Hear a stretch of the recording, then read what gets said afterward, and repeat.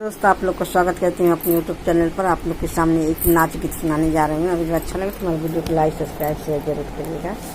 Comment में बताइएगा कैसा लगा। रोज रोज को हड़ा ना खाई बहो सैया हमया लगाई।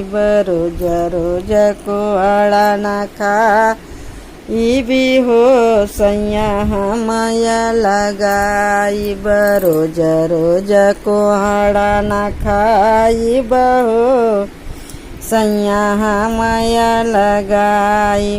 बड़की जेठान खाली दूध घी मलाई। ललना हमार कैसे नून रोटी खाई। बड़की जेठान खाली दूध घी मलाई। ललना हमार कैसे नून रोटी खाई।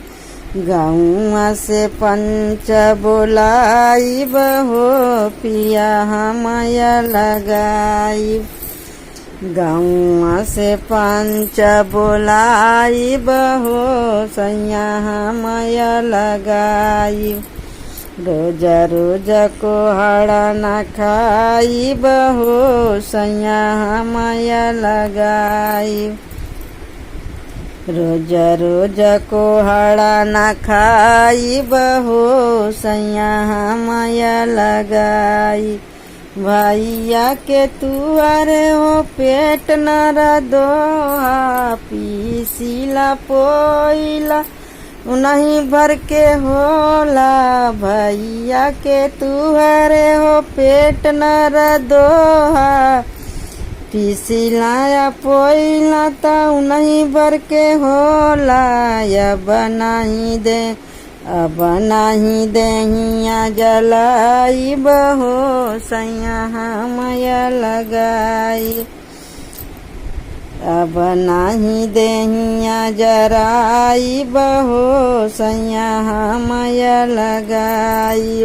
रोज रोज को हड़ा ना खाई बहो सैया हमया लगाई। रोज रोज को हड़ा ना खाई बहो सैया हमया लगाई।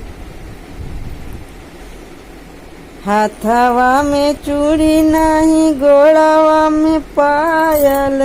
नदी की बोलिया हम करले घायल। हाथवा में चूड़ी नहीं गोड़वा में पायल। नदी के बोलिया हम करल घायल।